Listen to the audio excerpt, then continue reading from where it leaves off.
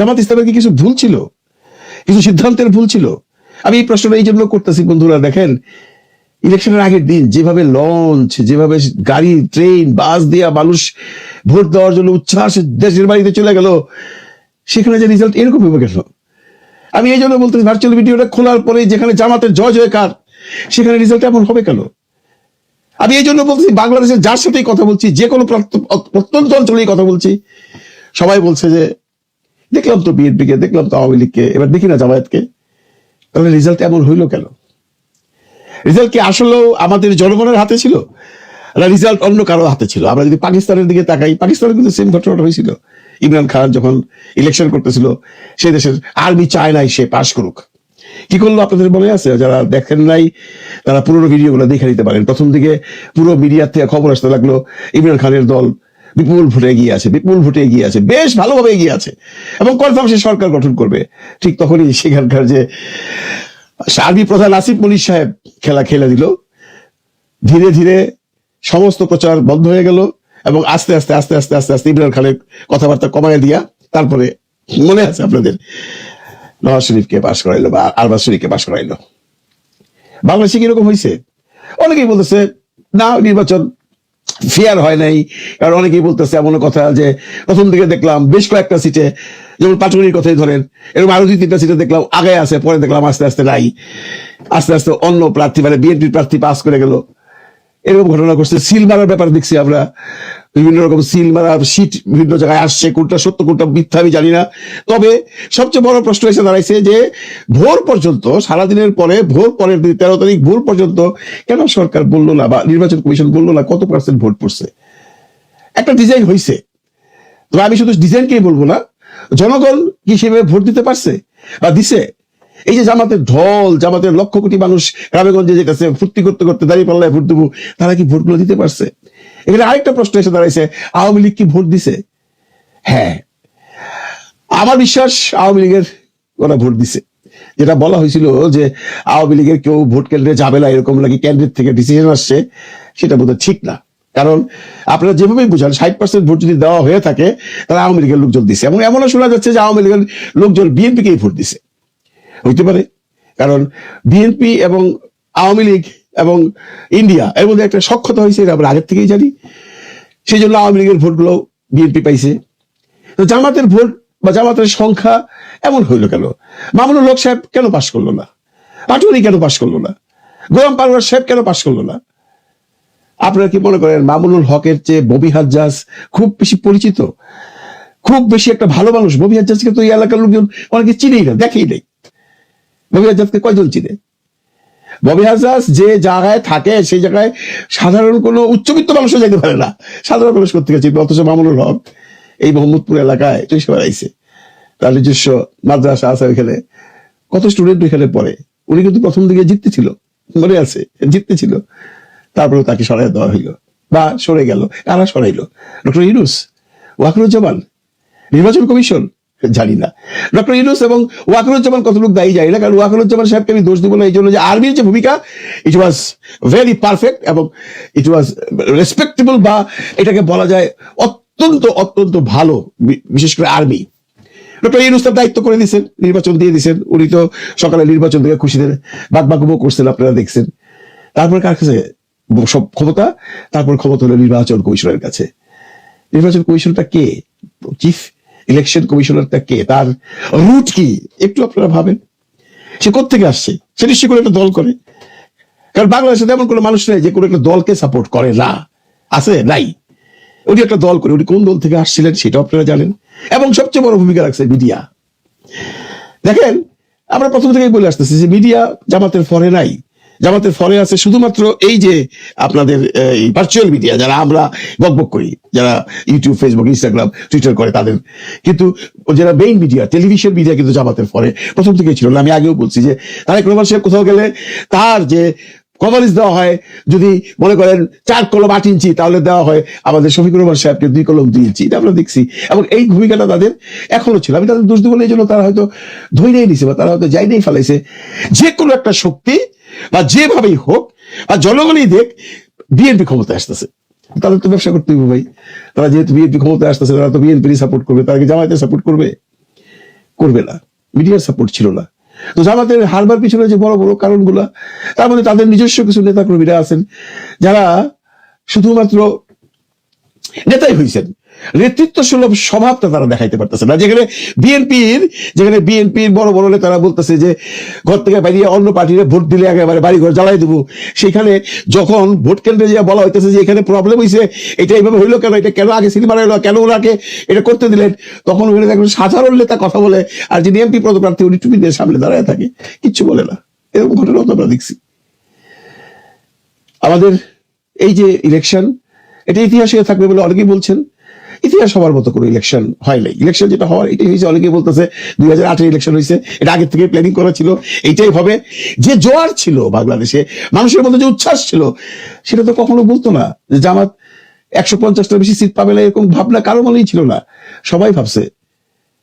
কিন্তু আত্মবিশ্বাসী ছিল বিএনপি, তারা প্রথম থেকে বলে আসছে তারা 200 বেশি সিট পাবে। এটা আমি সুইডেনেও আপনাদেরকে গল্প করছি, এখানকার যারা বিএনপি করে তারা বলছে আমাদের কাছে খবর আছে আমরা 200+ সিট পাবো। তারা আগে থেকেই জানতো যে তারা সরকার গঠন করবে, এবং এই যে প্রশাসন, মিডিয়া, প্রশাসনও জানতো। আপনারা একটা খেয়াল করেন যে আর্মির যে ভূমিকাটা আমরা দেখছি এই ইলেকশনের সময়, সেম ভূমিকা কিন্তু পুলিশের মধ্যে ছিল না, এসপি ডিসিদের মধ্যে ছিল না। পুলিশ প্রশাসন বা জেলা প্রশাসকের প্রশাসন সেই ভেনম দেখাইতে পারে নাই বা দেখায় নাই যেটা আর্মি দেখাইছে। আর্মি তো কাউরই কেয়ার করে না, সে হোক বিএনপি, সে হোক জামাত। এমন দেখছি পাশার মধ্যে বেরিয়ে পাশা লাল করে ফেলাইছে আর্মি, খেয়াল করে না এটা কোন দলের, কারণ তারা কেয়ার করবার দরকার নাই। কিন্তু এই যে পুলিশ অফিসার যে আছেন, এসপি সাহেব যে আছেন, ডিসি সাহেব যে আছেন, এডিসি যে আছেন, ওসি যে আছেন, তারা কিন্তু খেয়াল করে, তারা কিন্তু খেয়াল রাখে যে আমি কার বিরুদ্ধে লাঠি তুলবো, কার বিরুদ্ধে প্রতিবাদ করব, কারণ কারা আসছে সরকারে। সুতরাং তারা বেশ সাবধানী ছিল, এটাও তাদের একটা খেলা। এখন কি হবে, একটা শ্রেণীর মানুষ যারা একটু দরিদ্র, তারা 2,500 টাকা করে ফ্যামিলি কার্ড পাবেন, কৃষকরা পাবেন কৃষি কার্ড। তারপর এই যে যা চলছিল বাংলাদেশে এতদিন, লুটপাট, জমি দখল, এগুলো থাকবে, এগুলো হবে আবার। কি মনে হয় আপনাদের, এগুলো বন্ধ হয়ে যাবে? তারেক রহমান সাহেব চাচ্ছেন এগুলো বন্ধ হোক। তাহলে অনেকেই প্রশ্ন করতে পারেন, তাহলে উনি আসার পর কেন বন্ধ হলো না, কেন খুন খারাপি বন্ধ হলো না, কেন লুটপাট বন্ধ হলো না? আমার উত্তর হলো, সেই সময়টা তার জন্য ছিল বোধহয় একটু কঠিন। এখন যদি তারেক রহমান সাহেব শক্ত না হন, এখন যদি বাংলাদেশের চাঁদাবাজি, লুটতরা সে আগের মতো হয়, তাহলে আপনারা মোটামুটি ধরেই নিতে পারেন বিএনপি সরকার গঠন করেছে 5 বছর থাকতে পারবে কিনা সন্দেহ আছে। কারণ বাংলাদেশের মানুষ সংগ্রাম করতে করতে এমন অবস্থা হয়ে গেছে, রাস্তায় নামতে তারা দ্বিধাবোধ করে না। বাংলাদেশের মানুষ কি চায়, সেটা জামাতি আসুক, সেটা বিএনপি আসুক, সেটা জাতীয় পার্টি আসুক বা আওয়ামী লীগ আসুক, যেই আসুক, কি চায়? চায় শান্তিমতো থাকতে, চায় দুবেলা দুমুঠো ভালো খেতে, ছোট্ট একটু বাসস্থান চায়। খুব একটা উচ্চাভিলাষী নয় তো বাংলাদেশের ম্যাক্সিমাম মানুষ। তাদের কাছে এটা কোনো ম্যাটার করে না কে জামাত ইসলামের আমির সাহেব বাংলাদেশের প্রধানমন্ত্রী না তারেক রহমান প্রধানমন্ত্রী। তারা চায় শান্তি, তারা চায় সুখ। সেই সুখটা যদি তারেক রহমান দিতে পারে, তাহলে তাদের কোনো আপত্তি নেই। কারণ কেউই শফিকুর রহমানের আত্মীয় নয়, কেউই তারেক রহমানের আত্মীয় নয়। এই যে আমি কথা বলছি, আমি শফিকুর রহমান সাহেবকে পছন্দ করি, এখনো করি। কারণ কি, তার ক্রিয়াকর্মের জন্য। তারেক রহমান সাহেব যদি এই সিটে বসে, যে ওই নরম গদিটাতে উনি বসছেন, ওইখানে বসে যদি উনি ঠিক মতো দেশ শাসন করতে পারেন, তাকে আমি ভালোবাসবো। কিন্তু না পারলে তো তাকে ভালোবাসতে পারবো না। আমরা শফিকুর রহমান সাহেবকে বা জামাতকে ভালোবাসতাম এই জন্য, বা ভালোবাসি এই জন্য যে এদের ক্রিয়াকর্ম আমাদেরকে ওদের ভালোবাসার প্রতি আকৃষ্ট করেছে। আপনাদেরটা করেনি। এখন যদি আপনারা করতে পারেন, ভালো মানুষকে যদি 2,500 টাকা করে ফ্যামিলি কার্ডের টাকা দিতে পারেন, কৃষি কার্ড দিতে পারেন, দেশে যদি লুটপাট বন্ধ করতে পারেন, জমি দখল বন্ধ করতে পারেন, হিন্দু মুসলিম খ্রিস্টান বৌদ্ধ সবাইকে নিয়ে একত্রে থাকতে পারেন, থাকুন না ভাই, আমাদের তো কোনো আপত্তি নেই। কিন্তু আপনারা কি সেটা পারবেন? আমি জানি না। এই যে আওয়ামী লীগের ভোটাররা এইভাবে সাপোর্ট করলো বিএনপিকে, আমি এটা মোটামুটি বিভিন্ন জায়গা থেকে খবর পেয়েছি বা খবরে দেখছি যে আওয়ামী লীগের ভোটগুলো বিএনপি পেয়েছে। তারা প্রমিস করেছে তাদেরকে দেখভাল করে রাখবে, তাদেরকে কতটুকু দেখভাল করে রাখবে বা তাদেরকে অতীতে কতটুকু দেখভাল করে রেখেছিল সেটা কিন্তু তারা ভুলে গেছে, তাই না? এবং এই যে হিন্দু ভোটার যারা আছেন বাংলাদেশে, তারাও যারা 16 কথা বিএনপিকে ভোট দিয়েছে, যদি দিয়ে থাকে, এখন প্রশ্ন আসছে, আমি এই হিন্দু সম্প্রদায়কে বলছি, আপনারা যে এই আওয়ামী লীগ বিএনপি তাদেরকে পছন্দ করেন, কেউ আওয়ামী লীগকে কেউ বিএনপিকে, আচ্ছা বলুন তো, আপনাদের জন্য আওয়ামী লীগ কি করেছে বলুন। এই যে শেখ হাসিনা বললো, যদি বলে থাকে যে আপনারা বিএনপিকে ভোট দেবেন এবং সেভাবে বিএনপিকে ভোট দিয়েছেন, তাহলে একবার একটু বলুন তো আওয়ামী লীগ আপনাদের জন্য কি করেছিল। আমি বিএনপির কথাটা পাশে রাখছি এই জন্য, বিএনপি মাঝখানে বহু বছর ক্ষমতায় ছিল না, আওয়ামী লীগ তো ক্ষমতায় ছিল, কি করেছে আপনাদের জন্য একটু বলবেন। শেখ হাসিনা তো পুরো বাংলাদেশে 50,000 মসজিদ করেছে। আনুপাতিক হারে যদি 8% হিন্দু থেকে থাকে, তাহলে 40টা মন্দির হওয়া উচিত হিন্দুদের পুরো বাংলাদেশে। হয়েছে? দিয়েছে? ফান্ড দিয়েছে? আওয়ামী লীগ দিয়েছে আপনাদের 40টা মন্দিরের ফান্ড? দেয়নি তো, দেয়নি।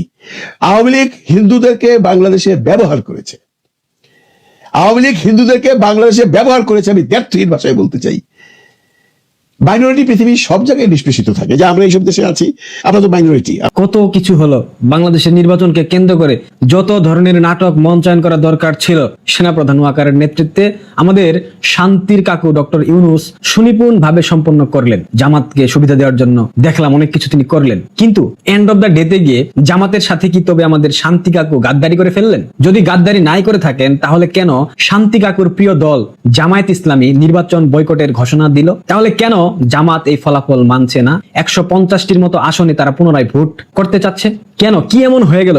শান্তি কাকু কি এমন কিছু করলেন যার কারণে জামায়াত ইসলামী আবারও নির্বাচন চাচ্ছে? দৈনিক জনকণ্ঠে একটা সংবাদ প্রকাশিত হয়েছে, সংসদে যাচ্ছে না জামায়াত ইসলামী। এখন পর্যন্ত নির্বাচনের ফলাফল, কে কত আসন পেয়েছে, সবকিছু নিয়ে একটা বিশাল ধোঁয়াশা আছে। জামাত ইসলাম অভিযোগ এনেছে ভোট কারচুপি, অনিয়ম, ভোট কেন্দ্র দখল, বিভিন্ন ধরনের অভিযোগ এনে তারা নির্বাচন বয়কটের সিদ্ধান্ত নিয়ে ফেলেছে। গতকাল রাতে প্রায় 1টার দিকে তাদের মগবাজারের যে অফিস, সেখানে সংবাদ সম্মেলনের মধ্য দিয়ে জামায়াত ইসলামী এই ঘোষণা দিয়েছে। জামায়াত ইসলামের আমির ডক্টর সাদা শকুন তিনি বলেছেন, জামায়াত ইসলামী ইতিহাসের একটা দুঃখী দল। আরে কি ব্যথা, অনেকদিন রোস্টিং করি না, করবো নাকি আজকে? ও ইউনূস কাকু, কাকু আপনি কি করলেন এমন? জামাত ইসলামে তো কষ্ট পেল। আপনি জামাতকে গত 1.5টা বছর সব ধরনের সুযোগ সুবিধা দিলেন, আপনি জামাতকে কুলে তুলে নিয়ে নাচানাচি করলেন, জামাতও আপনাকে মাথার মুকুট বানিয়ে এতদিন ক্ষমতার মসনদে টিকিয়ে রাখলো। হঠাৎ কি এমন হয়ে গেল কাকু?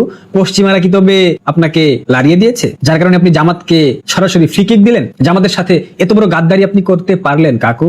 ও কাকু, আপনার প্রতি জামাতের একটা বিশাল ভরসার জায়গা ছিল, একটা বিশ্বাসের জায়গা ছিল, একটা আস্থার জায়গা ছিল। কাকু আপনি এমন কি করলেন কাকু? আপনি বিএনপিকে সব ধরনের সুযোগ সুবিধা দিয়ে দিলেন, এত বড় গাদ্দারি আপনি করতে পারলেন কাকু? কাকু আপনার কাছ থেকে তো জামাত এইটা প্রত্যাশা করে নাই কাকু, আপনি কাজটা ঠিক করেন নাই কাকু। আপনি পল্টিবাজ, আমরা সবাই জানি, কিন্তু জামাতের সাথে আপনি শেষ সময়ে এসে এত বড় একটা পল্টিবাজি করতে পারলেন কাকু? আপনার গায়ে একবারও কাটা বিঁধল না? আপনার মনে একটু কষ্ট হলো না? আপনার চেতনা একটু বাধাপ্রাপ্ত হলো না? কেন করলেন কাকু? জামাত ইসলামের সাথে এরকম গাদ্দারি আপনি করতে পারেন না কাকু, এটা হয় না কাকু, এভাবে হয় না কাকু। যাই হোক, জামাত ইসলাম ভোট বর্জন করেছে, তারা 150টির মতো আসনে আবারও পুনরায় ভোট চায়। জামাত ইসলামের শরীক যারা দল আছে তারাও বারবার বলার চেষ্টা করছে, এবং নাহিদ ইসলাম, আসিফ মাহমুদ, সজীব ভুইয়া তারাও বলতেছে এই নির্বাচনে কারচুপি হয়েছে। অর্থাৎ মুদ্রা কথা, বিএনপি কারচুপি করেছে, ভোট চুরি করেছে, কেন্দ্র দখল করেছে, সিল মেরেছে। অথচ গত 24 ঘন্টায় আমরা দেখেছি বাংলাদেশের বিভিন্ন কেন্দ্রে জামাত কি ধরনের অরাজকতা চালিয়েছে। নির্বাচনের আগের দিন কেন্দ্রগুলোতে সিল মেরেছে, ভোটের ব্যালট বক্স নিয়ে দৌড়ে পালিয়ে গিয়েছে, সেনাবাহিনী বেধড়ক তাদেরকে উত্তম মধ্যম দিয়েছে, সবকিছু দেখেছি।